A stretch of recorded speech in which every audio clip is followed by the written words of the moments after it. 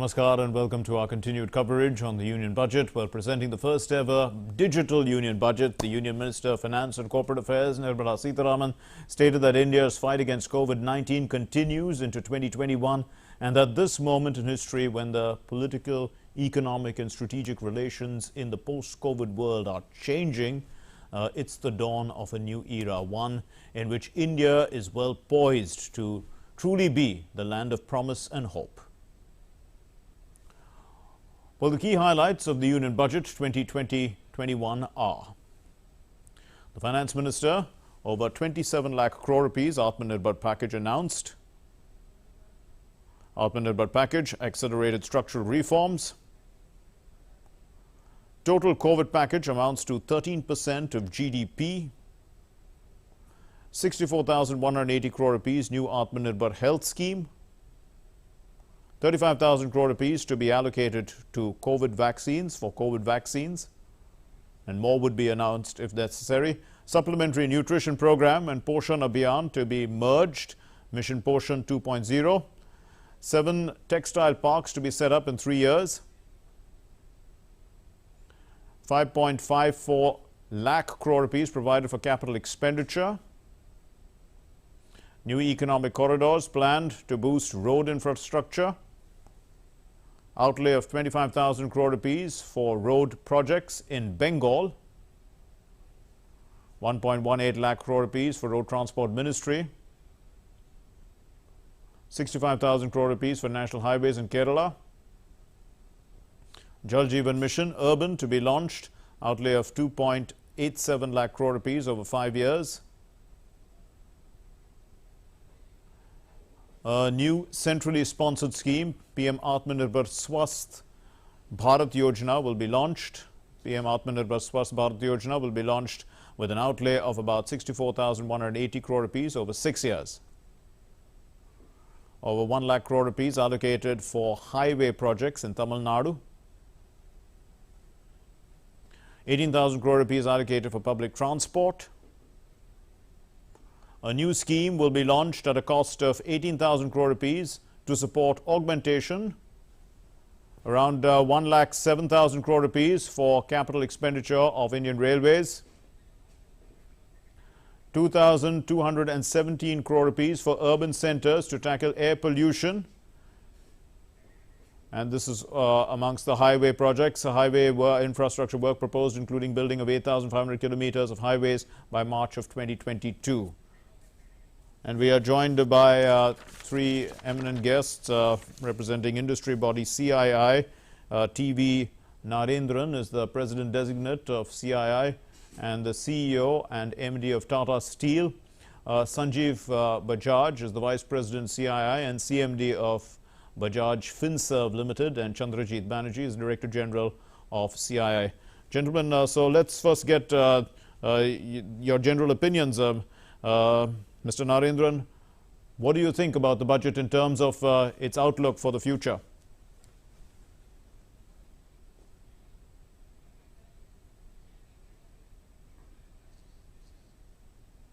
On infrastructure, it's focused on gliding to a long-term balance on the fiscal deficit rather than rushing into balancing the budget straight away.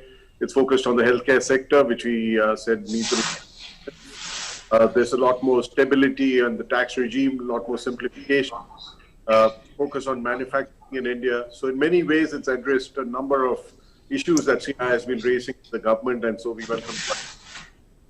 Indeed. And Mr. Bajaj, in terms of the focus on infrastructure, do you see that, there is adequate finance available in infrastructure? There is now also in this budget a bill to set up a DFI, a Development Financial Institution, 20,000 crore rupees to capitalize this institution.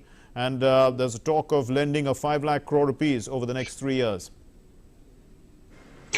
The steps that the government has announced, including the DFI, to in many ways liberate the financial services sector to support the real economy, has been very welcome. We know that infrastructure investment is something that India is in need of. It will also have a significant multiplier effect on other sectors of the economy, on jobs.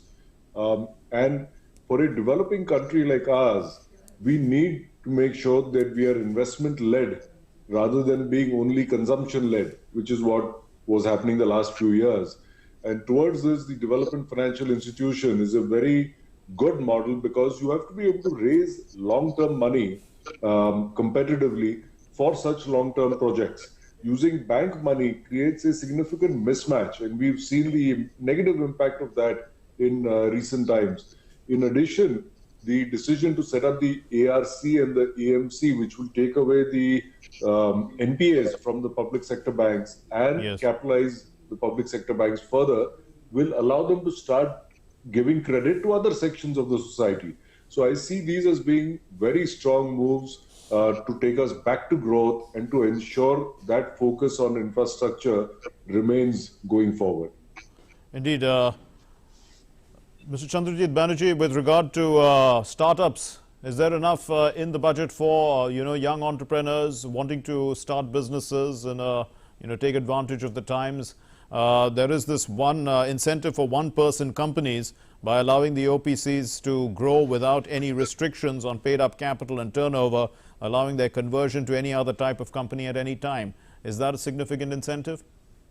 It is a very significant incentive, and I think that's one of the most important asks for the startups in India, to create an ecosystem, to look at them differently. So even a one-person entity to get that status was very, very important. And as they grow, they can grow very smoothly. And the transition, as has been said in the budget, is going to be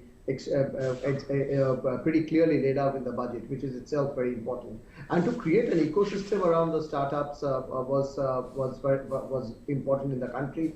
What happens in India is, startups, it's easy to start a business, but it is very difficult as we go along to have the enabling ecosystem as it grows. So the budget really enables that. So I think that's a very important move, because there is a lot which is happening in the startup front. India is well positioned globally.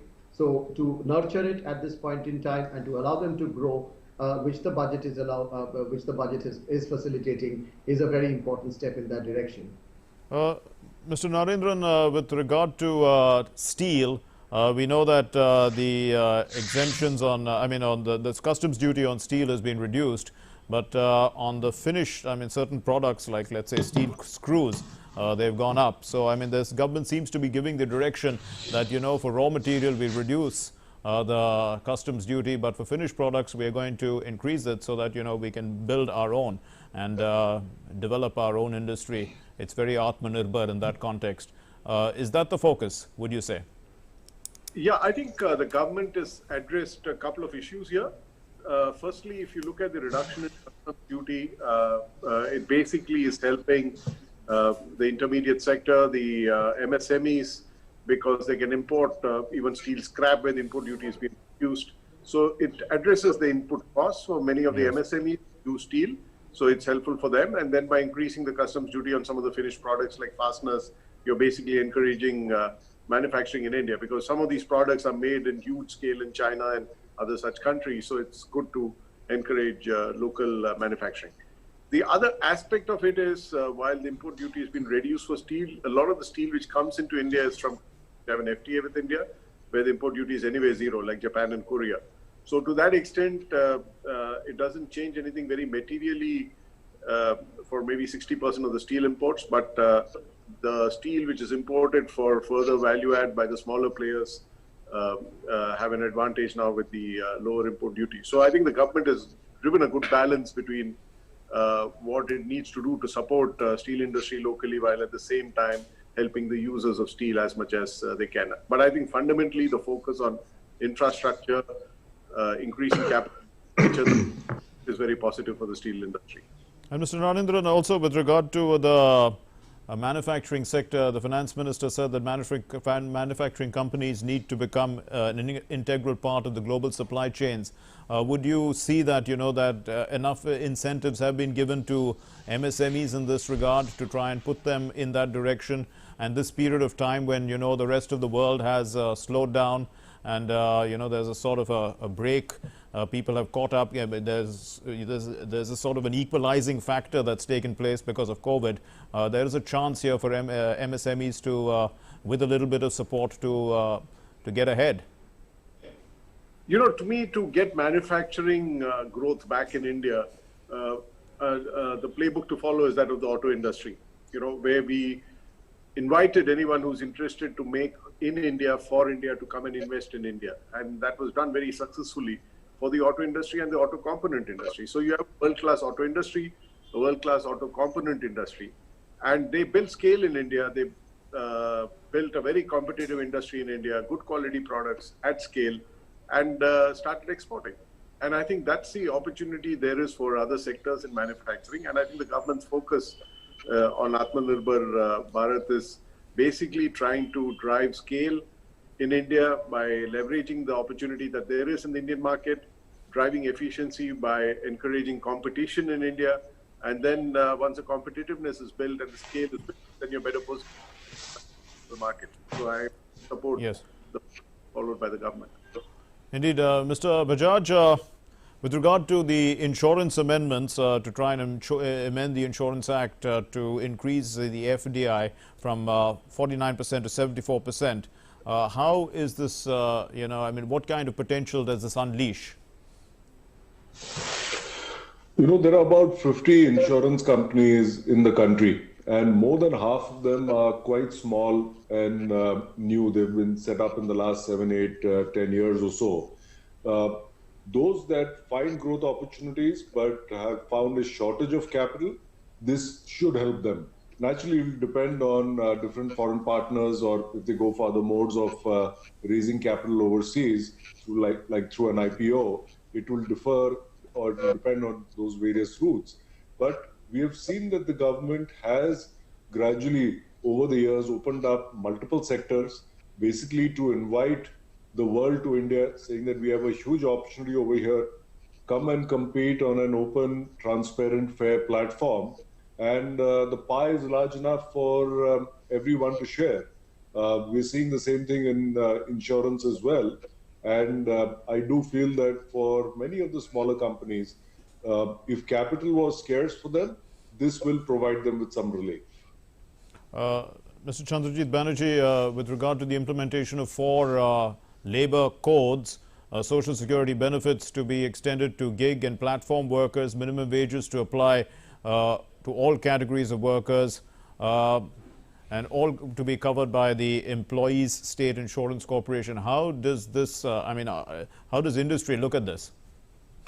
Very important. Actually, this is what we have called this budget to be is a budget for all.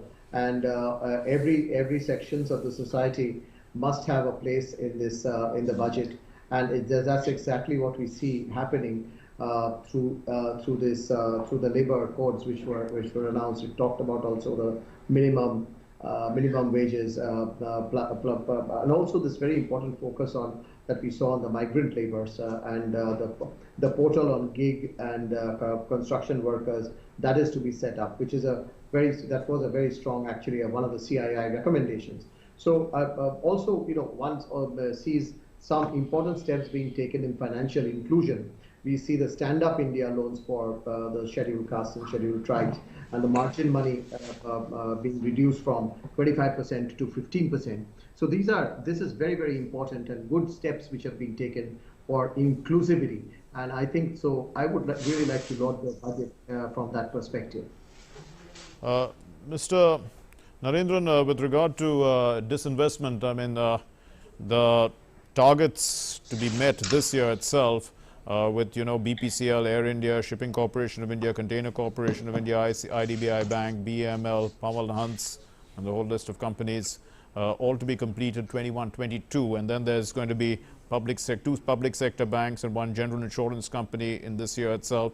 There's going to be legislation which will be brought into Parliament also for the IPO on LIC. How do you view all this, the targets and the initiative and the intent of the government with regard to disinvestment? The targets, the intent is strong. The opportunity is there because globally there is a lot of capital looking for investment opportunities. India seems to have recovered quite well from the pandemic. The stock markets are supportive. So in many ways, it's a necessity and an opportunity the government should certainly push hard on because of the pandemic. I also think that the finance minister talked about monetization of assets in addition to divestment. I think that's an area where there is a lot of opportunity as well. And I think so there are two arms to the story, and we should not forget both of them.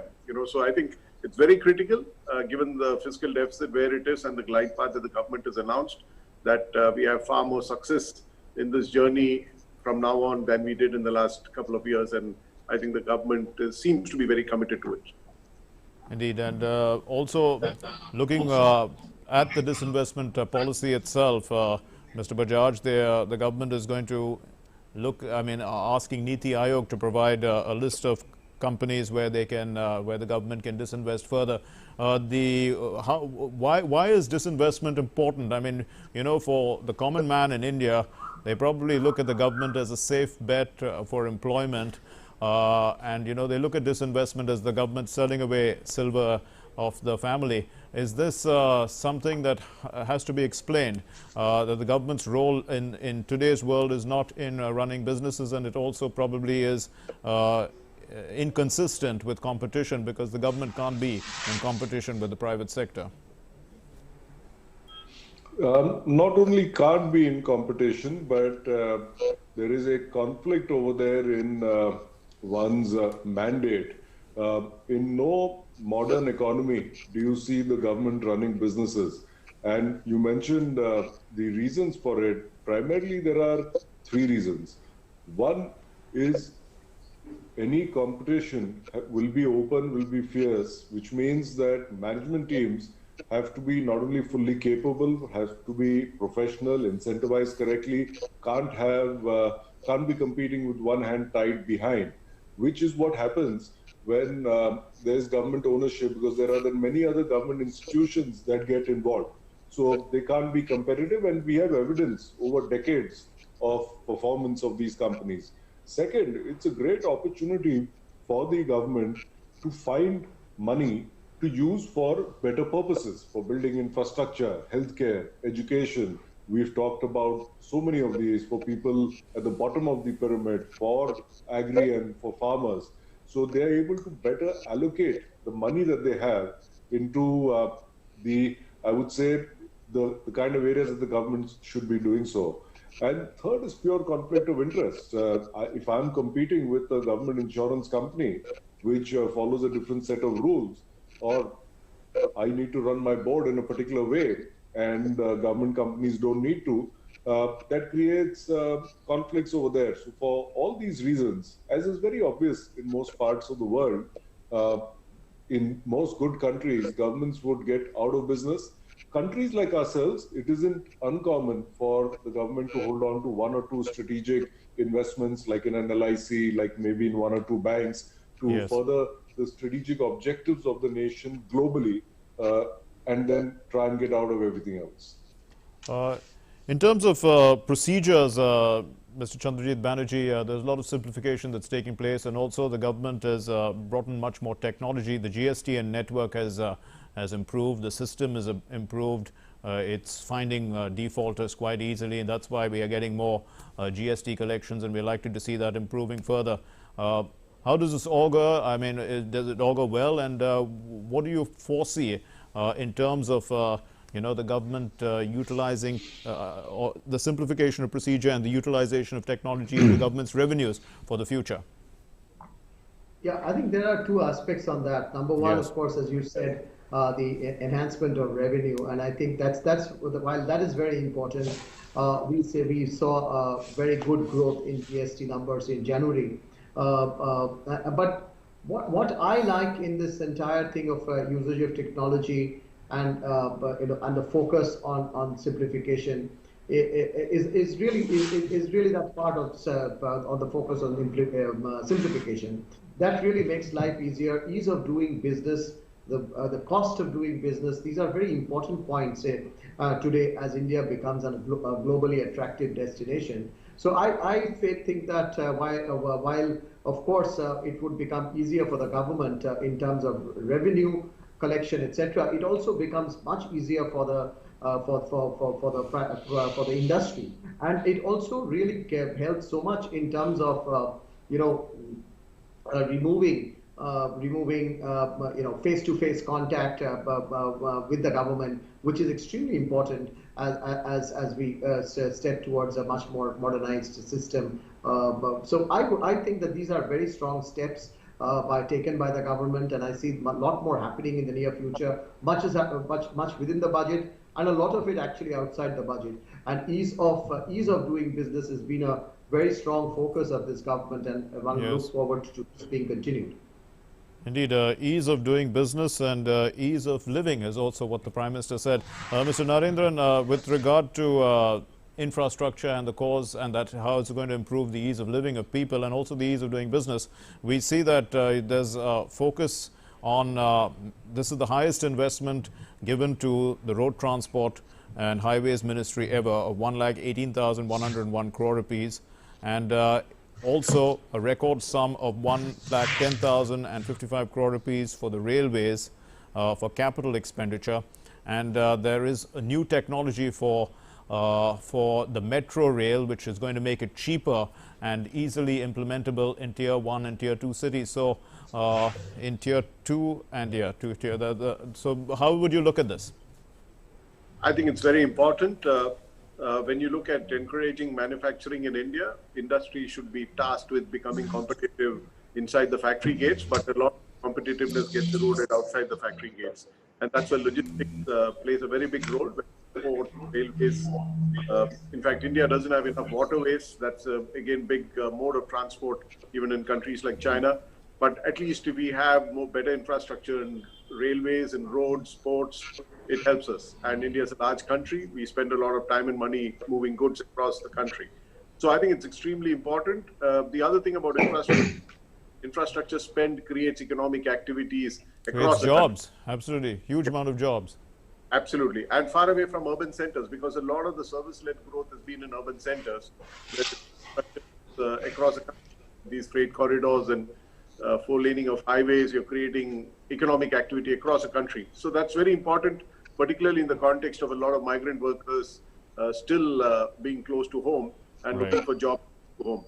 So I think it's a very important part of making sure the money comes down to the rest of the population and rural India.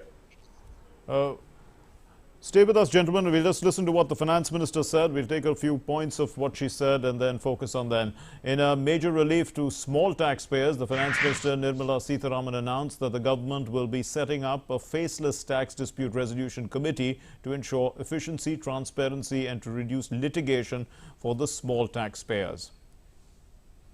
To further reduce litigation for small taxpayers, I propose to constitute a dispute resolution committee for them, which will be faceless to ensure efficiency, transparency and accountability. Anyone with a taxable income up to 50 lakh and disputed income up to 10 lakh shall be eligible to approach the committee. And providing a boost to the housing sector, the Finance Minister proposed to give a tax holiday for more than 1 year till March 22. She proposed to extend the exemption available for the purchase of affordable housing. And this is a focus to affordable housing. In the 2019 budget, I provided an additional deduction of interest amounting to 1.5 lakh for loan taken to purchase an affordable house. I propose to extend the eligibility of this condition by 1 more year to 31st March 2022. The additional deduction of 1.5 lakh shall therefore be available for loans taken up to 31st March 2022 for the purchase of affordable houses. I propose that the affordable housing projects can avail a tax holiday for 1 more year till 31st March 2022. These are available now for projects also. So, Mr. Bajaj, with regard to disputes and tax disputes, what would you say? I mean, in terms of simplifying the tax structures, making the procedures simpler, this would reduce a lot of the disputes. But the small taxpayer, I mean, I'm not very clear as to how many of them actually have disputes and how do they settle it. What's the focus of the government here? So, if you see in the last year, the Vivad Se Vishwas scheme, which allowed for simple disputes to be able to be resolved through a quicker mechanism. If I remember hearing the FM correctly, she said that almost 85,000 crore has come up for this quick resolution. And what it does is that it really, to the small business person, these are the kind of hassles which take them away from their main focus, which is to run their business. And if they know that there is a quick and easy resolution, you're paying some amount of money and you're getting out of it, it saves you years of hassle. Unlike large companies, they don't have large legal teams, they don't have that kind of setup which can work independently. The proprietor himself gets involved. So I think that's a positive move. It's also a clear intent from the government to say that we are not here to run after small mistakes that are being made or wrong interpretations on either side. Let's move forward. Let's trust business. Let's focus on fraud and let's focus on the bigger cases. That way our courts get freed up as well. We know what's the extent of blockages that happen in courts. And by mentioning now that up to 50 lakhs or 10 lakhs of disputed income, this new committee or commission that would be set up can be used. It is again one more step further towards ease of doing business in India. Indeed. Mr. Chandrajit Banerjee, with regard to affordable housing, how much of an incentive are these incentives provided by the government, the tax holiday for one more year up to March 31st, 2022, and also for affordable renting housing for migrant workers, that tax exemption will be notified, affordable housing for rental projects. These are basically that the builders can avail these tax benefits. The point is that are they making enough money in affordable housing? These projects, are they taking off? You see, that is exactly one of the focus areas that is intended in the budget to let that segment in the real estate sector take off, and that is the affordable housing sector. That's the low-cost housing sector, and there is a huge potential in India for that, and that segment is still, the issue of oversupply at this point in time is not quite applicable to that segment. And therefore, I would imagine, and I think this is an important point. And when we talk about a budget for all at this point in time, a budget which will be an inclusive budget, it also becomes very important from that point of view. But coming back to the real estate sector and what it might do for it, is that segment which will again have it boosts up that segment, and that one of the studies that we had conducted, the real estate sector has actually implications on a large number of other sectors, something close to about 300 other subsectors that it has implication on. So if we can see the affordable segment, the low-cost housing segment, actually given a fillip through this, which I would believe that there will be, it triggers off a huge amount of not only the demand generation over there, but also it really triggers off many more sectors, cement, say for instance, steel, say for instance, and many other sectors which will get a boost. And through that, of course, we'll see a strong pickup in demand. Mr. Narendran, during COVID, one sector that received investment was to ramp up infrastructure and healthcare. And now we have all that infrastructure. We weren't prepared in the beginning. Now we have quite a lot of infrastructure. To what extent can this be utilized going forward in terms of, let's say medical tourism?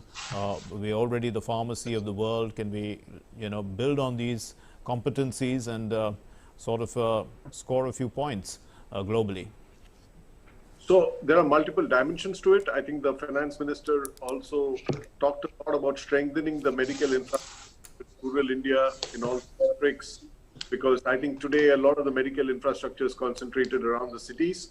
So while that's good for the urban India, that's good for tourism, but I think the larger point which the finance minister made was, how do we make sure that a lot of this investment flows to create the minimum infrastructure for the citizens of the country. So I think that's very important because, one doesn't realize how much of what is the economic cost of not having proper medical infrastructure in tier 2, tier 3 cities, smaller towns.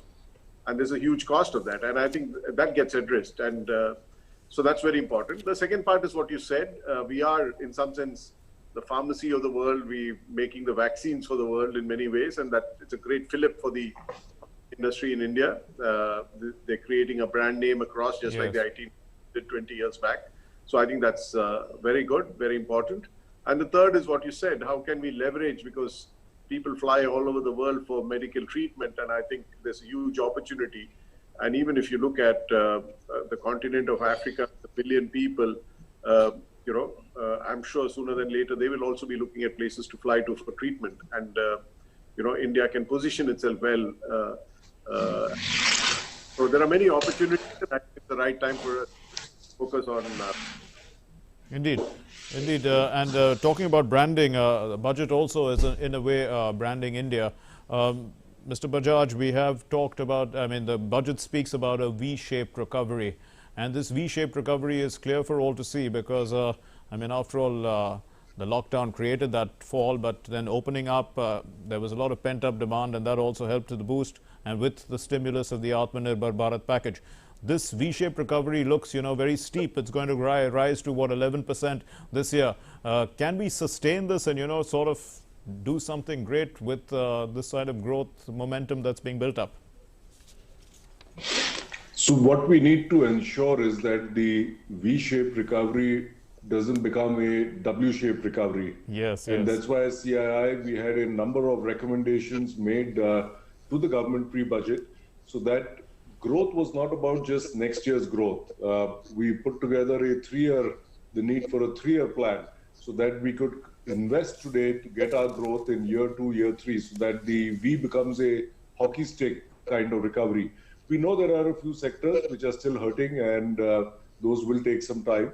But overall, what we have seen of the budget today has been very positive. I think from the government side, their intent is very clear for this to be a V, and if at all a hockey stick recovery. Of course, God is always in the execution, and there is a lot of execution, timely execution, which is required. We hope that the government is able to do its bit, and as industry, we need to do ours, so that we can make this growth consistent in the coming years. Mr. Chandrajit Banerjee, during COVID, the economy sort of developed a different kind of ecosystem online. Those platforms developed, and they've become now part of our lives. Do you see this, changing the way transactions are done, and will this help in speeding up the process of economic activity and growth? Because, digital transactions are fast, business can be done fast, and movement and momentum can be built up accordingly, acceleration in a sense. Absolutely, and one of the biggest, there are lots of learnings which came during the COVID time, and one of the learnings is to how we need to very strongly move towards a digital infrastructure and a digital connect, and so that's going to be the way forward as we go along. And today we are seeing one of the priority areas which CII has been talking about is digitization of the economy. This is going to be so very important, not just for industry. I think this is an important area. The government has done actually good work, if you see on that, in terms of digital inclusion.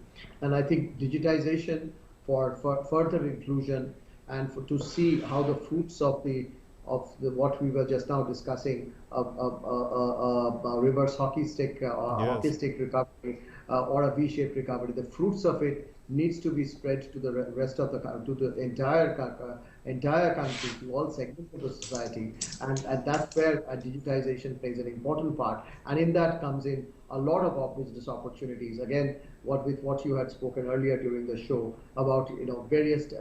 It's not just the big companies, but even startups. Others have a huge role to take this mission forward very strongly. Gentlemen, stay with us. We're going to listen to what the Prime Minister said on the budget, and then we'll talk a little bit about that. Prime Minister Narendra Modi has termed the Union Budget one which not only builds the confidence of the people in an unprecedented pandemic-hit circumstances, but it also has the farmer and India's villages at its heart. वर्ष 2021 का budget असाधारण परिस्थितियों के बीच पेश किया गया है। इसमें यथार्थ का एहसास भी और विकास का विश्वास भी है।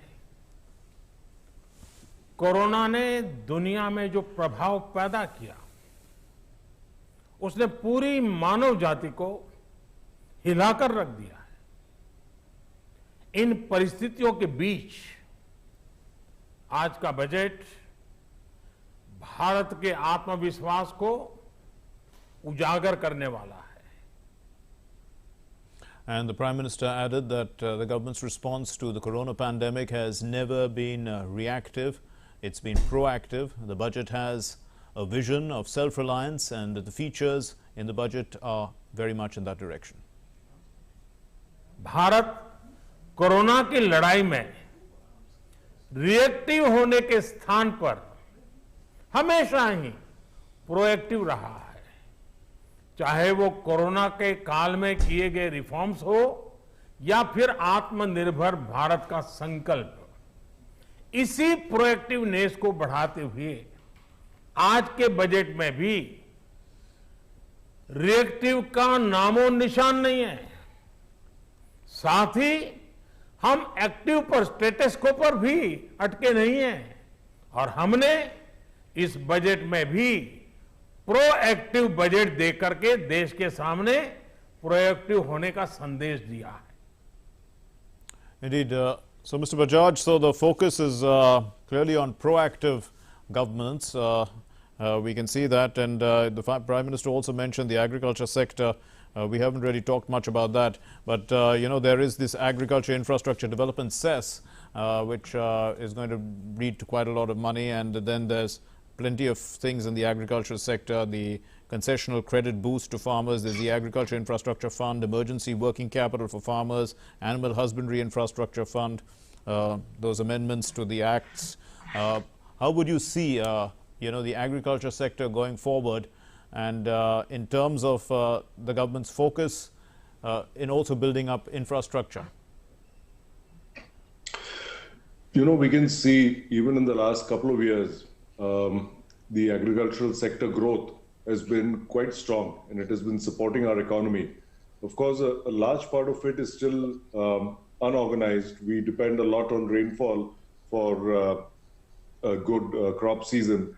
There is a need to modernize, institutionalize the farming, agriculture. There is a need to reduce the number of intermediaries between the farmer and the final purchaser of the food grain. And there's a need to build the right infrastructure, warehousing, technology to ensure that we improve efficiency in the entire farm to fork process. And these are all different actions that the government seems to have proposed today, which will help us move in that direction. Yes, but the question comes, Mr. Chandrajit Banerjee, as to what end? Because we're already food surplus, and we need to try and raise our standards so that we can export properly. We have a country which has a hot climate, and unfortunately, these goods, the produce is perishable fast. Are we, putting enough focus on trying to get as much to maximize the potential of agriculture, and in terms of the unlimited external market? Yes, I think that's a very important focus that we have seen. And the government has really focused on agro exports also, because from the point of what you mentioned, today we are also looking at a very competitive agricultural scenario in the country, and this strong focus on agricultural income is also good to see. And I think what's going to be very important to see is how the entire chain is actually made competitive, from the farm straight to the fork. And I think that's what the focus has been in terms of bringing in competitiveness.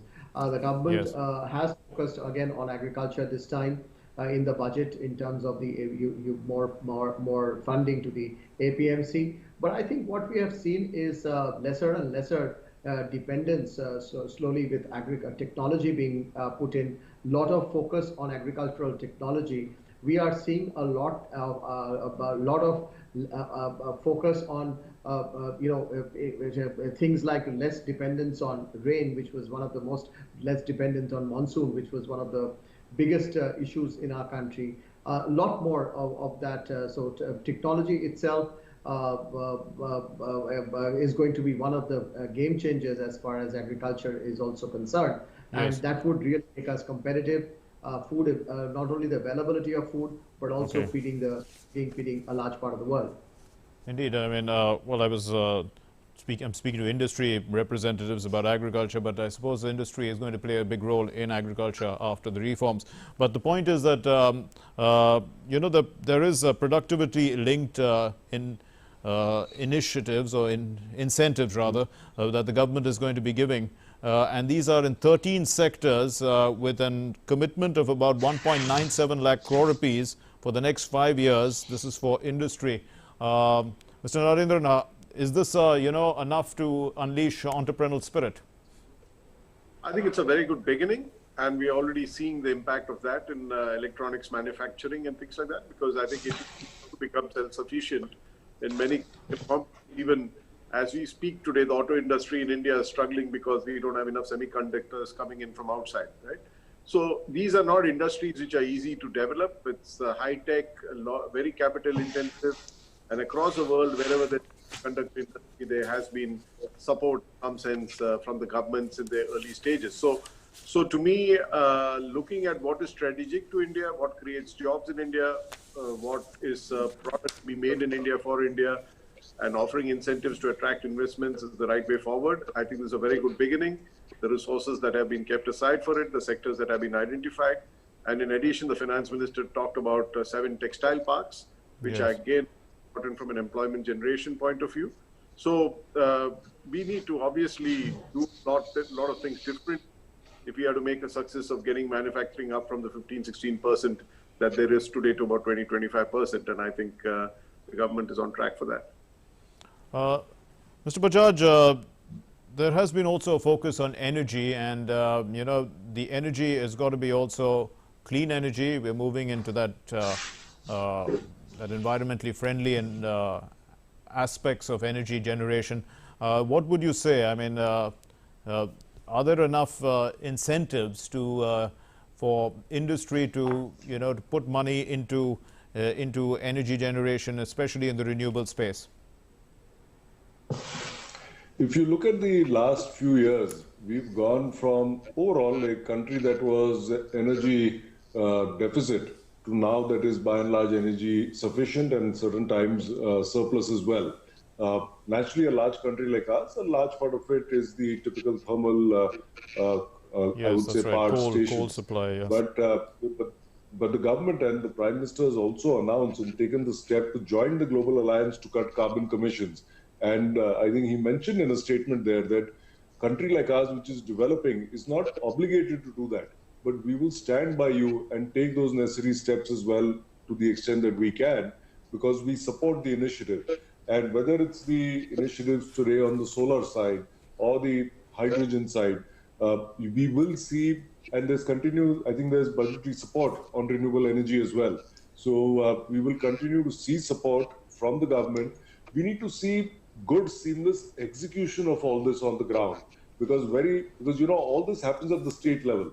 So the center has plans, doesn't always work out at the state level. So we have to see seamless coordination between center and state so that these get executed on the ground. And in a country like ours, we will need energy. A portion of that must be clean energy. So it's a clear step in the right direction. Indeed. Mr. Banerjee, the private sector and the government in collaboration and the PPP model, it's now been quite successful for some time. To what extent can this be taken further? You know, it's being used in the infrastructure space. In other areas, or is that, you know, something that will work against the principles which we were talking about earlier, where the government is entering in and competing and there'll be a conflict of interest? No, I don't think there would be a conflict in interest, and I think there is a huge scope. You know, sometimes what has happened, the outcome of PPP in the country has not always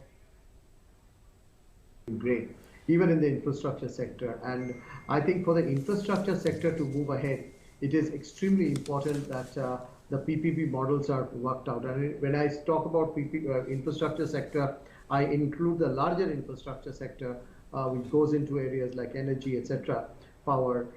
So yes. I would think that that there is a huge scope for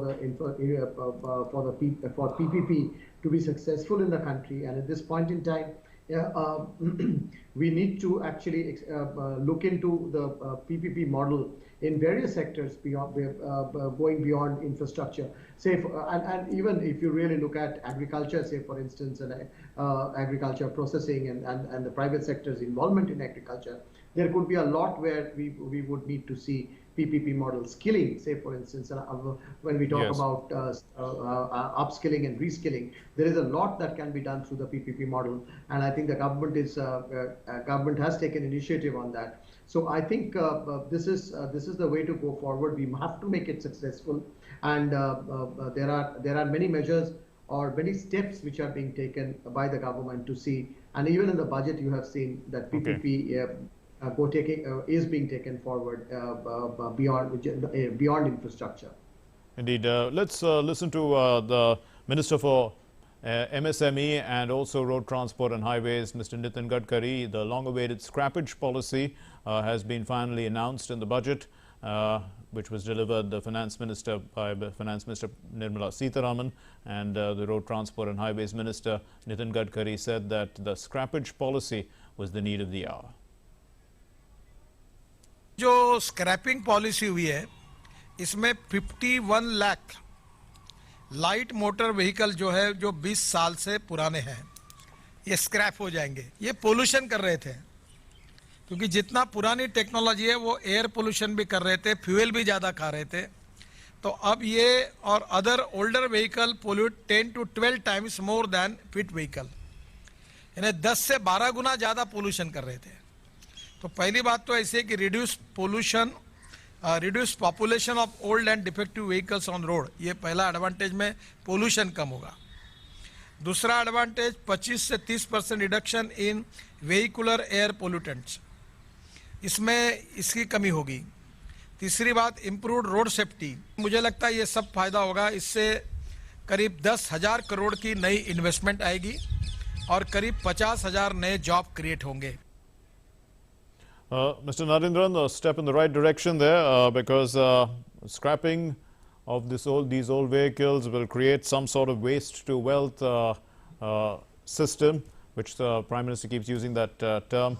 And also, of course, it's environmentally friendly, as the Minister was saying, in terms of reducing air pollution, and also puts us gives us some sort of direction for the future as to our recycling and getting into that system where we are in tune with nature.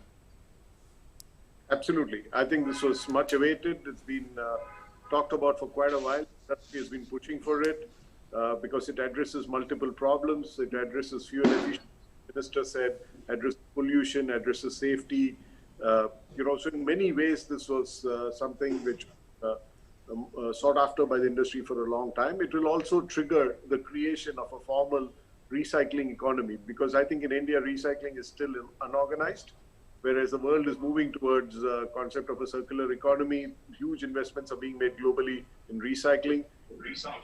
They say that by 2060, the recycling industry will be bigger than the mining industry. So that's the potential of this industry, and it's the right time for India to start creating formal structures, get organized sector in it, get investments in it, and do recycling the safe way. I think it's a very good beginning for that. Mr. Bajaj, what about this single securities market code by consolidating SEBI, Depositories Act, Securities Contracts Act, Government Securities Act into a rationalized single securities markets code? What kind of a reform is this? Can you demystify it for us?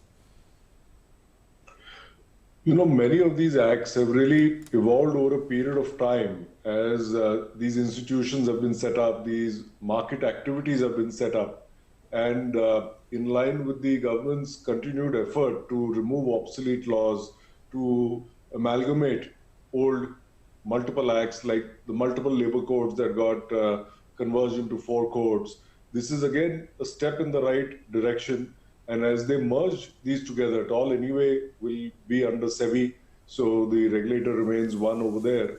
As they merge it, they will hopefully clean out a lot of the obsolete, I would say, restrictions that were obsolete clauses that were there as well. Because world is moving so fast, especially with digitization, that even if you put rules in place 5, 7, 8 years ago, the risk of obsolescence ends up being very high. So it's a good opportunity to clean up as well.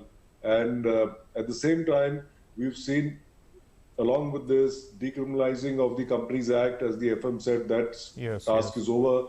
They are looking at other areas. Whole thing is, I think the government is sending a clear signal. As businesses, we treat you people as being honest, and we're going to make life easy for you to run your business, go and do that. But yes, if there is fraudulent activity, we will come down hard on you. And that is the correct way to do it. That's the way that you build entrepreneurship. That's the way you build industry. That's the way you build economic growth. Mr. Banerjee, well, we were talking about PPP the last time I spoke to you, and then, you know, I've just read here that the government is talking about innovative models to augment public bus transport, PPP models. You know, we were putting into context also the clean energy, the environmental consciousness. The government has, you know, put 2,217 crores down for 42 urban centers to tackle air pollution. There is a linkage, you know, in the way public transport, air pollution, all these things are linked. Swachh Bharat mission. What sort of a role is industry going to be playing in all this?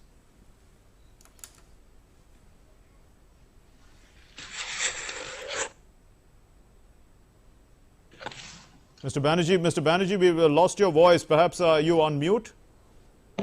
Yeah, okay, go ahead. Yeah. Oh, yeah, am I audible? Yes. Yes, go ahead, am I sir. audible? Yeah. So you heard about how the road transport minister and the MSME minister talk about the importance of how the scrappage policy and the pollution that the old vehicles were creating. Yes. I think one of the most important focus that we would like to see going forward for the country, and again, India has taken global leadership on it, is the entire area of sustainability and climate. And I think it is again, as you very well pointed out, in several areas of PPP, this is an area where we will have to see a lot of joint initiatives by the private sector and the public sector. And sustainability and clean energy and clean is going to be a very, very clean fuel, say for that matter, is going to be a very, very critical part of our for our developmental trajectory. And I would think that it is going to be so much important to a component for India to take global leadership. And Indian industry has a huge role to play in it. Green fuels, green products, green energy. There is a wide range of menu available in terms of technology and products for the Indian industry. And I think it would actually make Indian industry very, very strongly competitive globally, right, if we are able to focus on it. So I really, again, appreciate this focus. This is Indeed. One of the priority that one was looking into the budget of sustainability and that trade going into various places. This entire thing that you mentioned about local transport is a very, very important step. A final word from you, Mr. Narendran. We've almost completed our hour. The fiscal deficit has now been brought to 6.8 from 9 point something percent. It's been brought down, but some economists were of the view that we should not be worried about the fiscal deficit for a few years, and we should just continue to spend. At least the government should continue to spend so that the economy can get back on track. Has the government been doing that?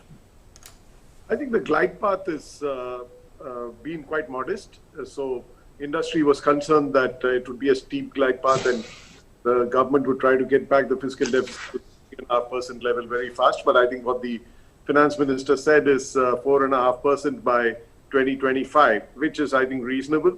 And if the Indian economy grows faster than we think it will over the next few years because of all these actions, I think we'll get there sooner. But I think the focus on getting the economy back is what we as CII, as industry, has been suggesting, and we're glad is on the same page on that.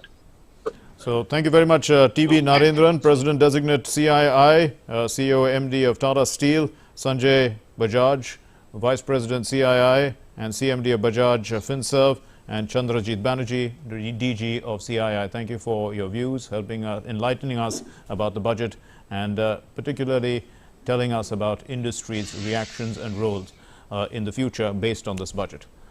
Thanks very much. And thank you very much for watching. We'll continue our coverage here on DD India as we analyze the budget. But for the moment, we're going to take a short break.